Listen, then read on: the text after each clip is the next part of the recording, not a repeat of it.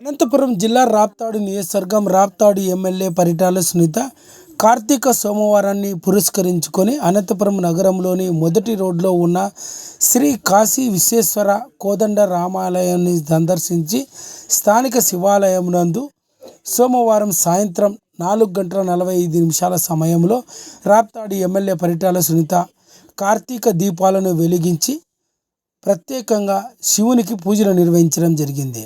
అనంతరం అక్కడ ఏర్పాటు చేసిన అన్నదాన కార్యక్రమంలో కూడా రాప్తాడు ఎమ్మెల్యే పరిటాల సునీత పాల్గొని భక్తులకు అన్నదానాన్ని నిర్వహించడం జరిగింది. అదేవిధంగా రాప్తాడు ఎమ్మెల్యే పరిటాల సునీత రాప్తాడు నియోజకవర్గం అనంతపురం రూరల్ మండలం కందుకూరు గ్రామానికి చెందిన సిపిఐ నాయకుడు మల్లికార్జున కుమార్తె వివాహం వారం రోజుల క్రితమే జరగడం జరిగింది. ఈ సందర్భంలోనే కందుకూరు గ్రామానికి వెళ్ళి సిపిఐ మల్లికార్జున కుమార్తె అల్లుడును రాప్తాడు ఎమ్మెల్యే పరిటాల సునీత ఆశీర్వదించడం జరిగింది.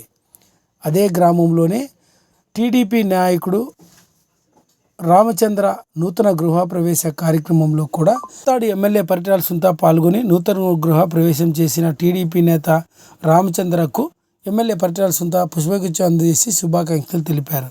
ఈ కార్యక్రమంలో స్థానిక తెలుగుదేశం పార్టీ నాయకులంతా కూడా పాల్గొన్నారు.